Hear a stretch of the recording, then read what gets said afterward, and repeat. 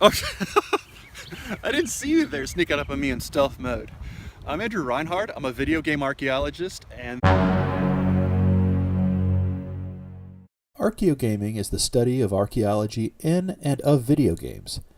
It's not just about finding game cartridges in a desert excavation, or how archaeologists and archaeology are presented in games. Watch out, Indy!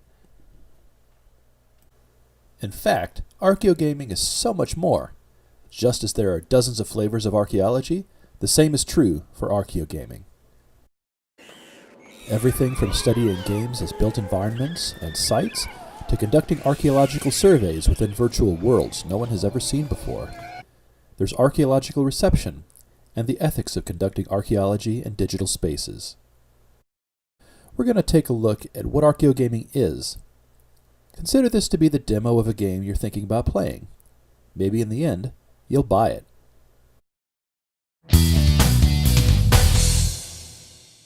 You might have heard about the excavation of the Atari burial ground in 2014, where hundreds of thousands of game cartridges were buried in a New Mexico landfill.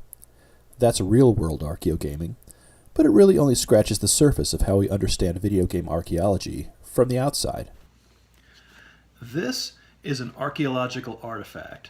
Now, somebody made this, and millions of copies were manufactured to become part of modern material culture. Even though this game is literally 1 in a million, it's also unique. It has a biography and a history of use. The game code contained on this disc was designed by Jason Jones, and this was done for Bungie, which was then published by Microsoft Game Studios.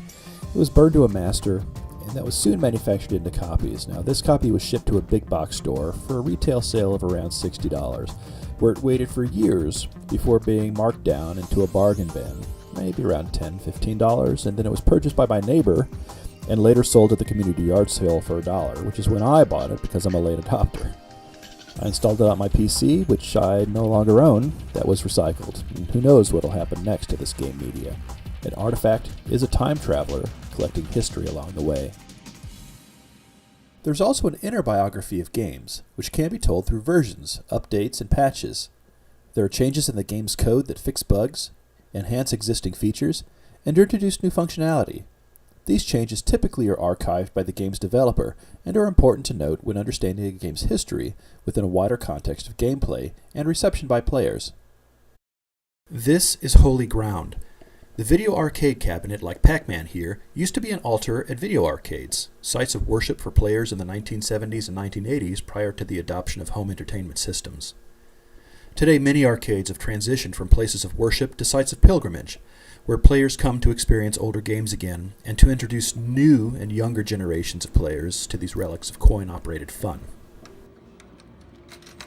Playing in this space, this site of pilgrimage, reminds me that not only are games parts of sites like the dump in Alamogordo or in a working arcade, but the games themselves are actually their own archaeological sites.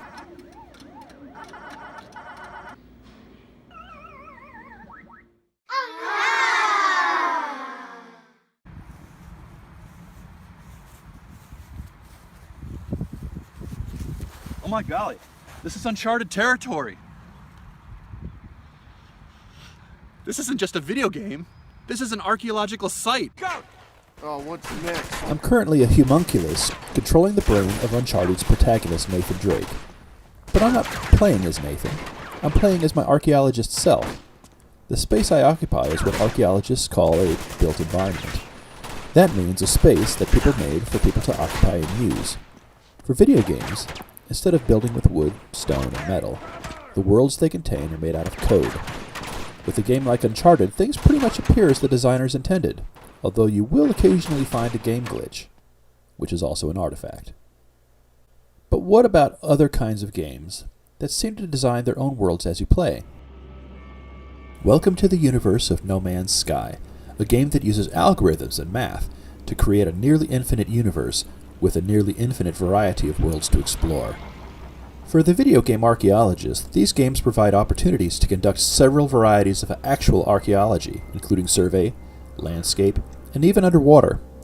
We can conduct our own garbology, analyzing trash in the landscape left by players as well as algorithms. and we're beginning to figure out how to create and use archaeological tools and methods in these virtual sites. This kind of automated world building brings us to the outer edge of Archaeogaming's galaxy.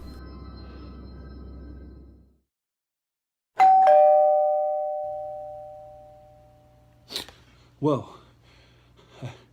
I just realized that studying video games from an archaeological perspective alters our perception of what's real and what's virtual, and it blends the two. It's like quantum physics, where in order to observe what happens inside a virtual world, I actually have to interact with that space. Even if I'm just standing around, the game reacts to my presence in action. And if I do interact with the world by walking, or by picking something up, or collecting some dank herbs, or shooting a bad guy, I'm actively making things happen by my agency. So I have to think carefully. It's reflexive. People build things, or they build things to make other things. As players, we'll almost never meet the creator of the worlds we inhabit. Someone created this Minecraft server and left it behind for others to use. Maybe the creator will come back, maybe not. But what we're left with is a space that we can explore and use however we like, within the rules prescribed by the game and the person or people who made it. They might have coded everything by hand, or they might have written algorithms to do it, and to do the heavy lifting and to save on storage. In any case, what we're left with is a site that was built for others, and built for us. But who are we, really?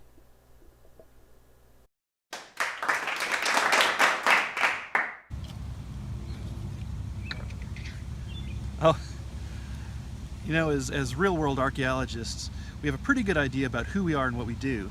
But when it comes to video games, we still have a long way to go if we want to inject some reality into that fantasy. Archaeologists typically don't wear the Indiana Jones uniform, aren't good at parkour, and don't go on artifact retrieval missions sponsored by the local museum. The artifacts we find aren't magical or cursed, we don't loot anything, and what we do find, we don't trade with others or sell at the auction house. For better or worse, all of the above feature heavily in games with archaeology and archaeologists in them, and the developers' design and media have a mass effect on the general community of players. You see what I did there? So what can we do about it?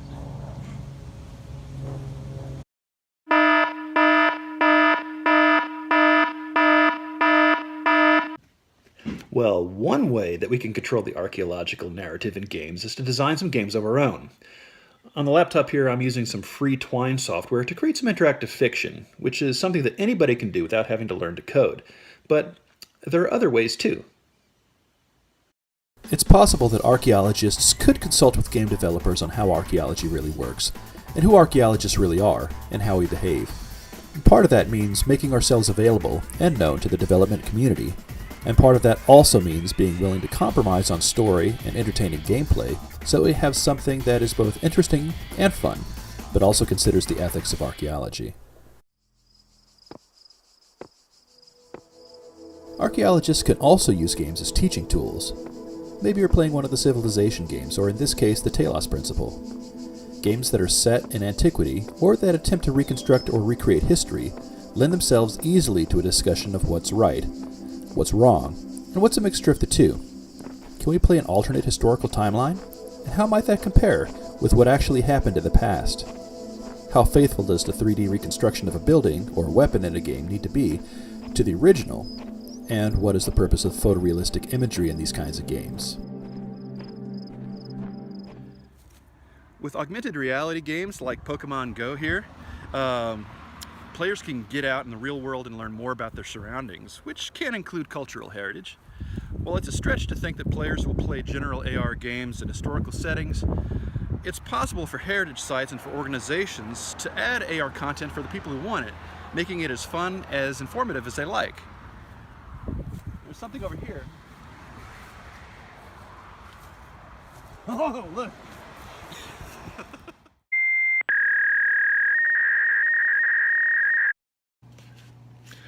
Well, what we have here is a piece of material culture. And for archaeologists, material culture basically means all the stuff that was used by people in a particular place and time. Now, in games, it's common to find artifacts as we play. And sometimes the stuff is just lying around, And other times, weapons, armor, food items, money are dropped when we slay an enemy. So these items make up the material culture tied to the lore of people, or of a place, or of a time within the game itself. And sometimes when a game's really fun, the community or developers create real-world manifestations of in-game material culture like this Minecraft sword. You've heard at least one fictitious archaeologist shout, "This belongs in a museum!" And in some cases, the games that we play actually have museums in them.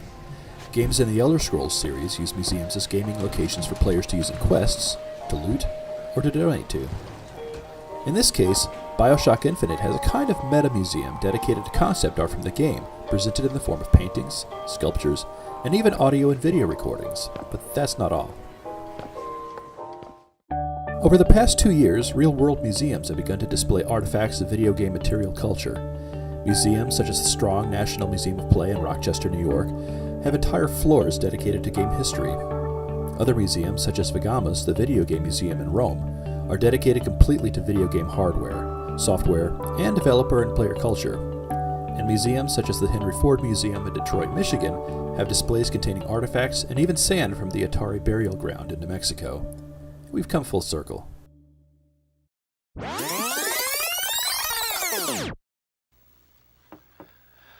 I used to be really good at this game. This is Sea Battle for the Intellivision from 1980, and I actually grew up with an Intellivision. And my brother and I would play, whenever we could. After school, we played on the weekends. And, basically, we've got nowadays this kind of throwback device. This is a mini Intellivision that I got a couple of years ago, and this is also a lot like the Atari 2600 mini that came out. And there's also a mini NES from Nintendo that's about to be released too. Nowadays we're seeing a popular resurgence in what's called retrogaming. Older players like me and newer players who are interested in everything that's really 8-bit are combining nostalgia and historical curiosity and even a desire to look at the underlying code. Now, this might be a reaction to the complex photorealistic games of modern computers and consoles, and it could also appeal to older generations of players who want to share their love of early gaming with their kids. All right, let's go get them. Retrogaming also features stores now dedicated to catering to the needs of collectors, selling original games, hardware, documentation, and peripherals. It's an open digital antiquities market with its own economy driven by supply and demand, buyers, sellers, resellers. These are sold without context or a history of ownership, much like the Wild West days of selling antiquities from, antiquity. What can we learn from these transactions? And from renewed interest in 40-year-old bits of wafer and plastic? I don't know yet, but we'll find out. This is Archaeogaming.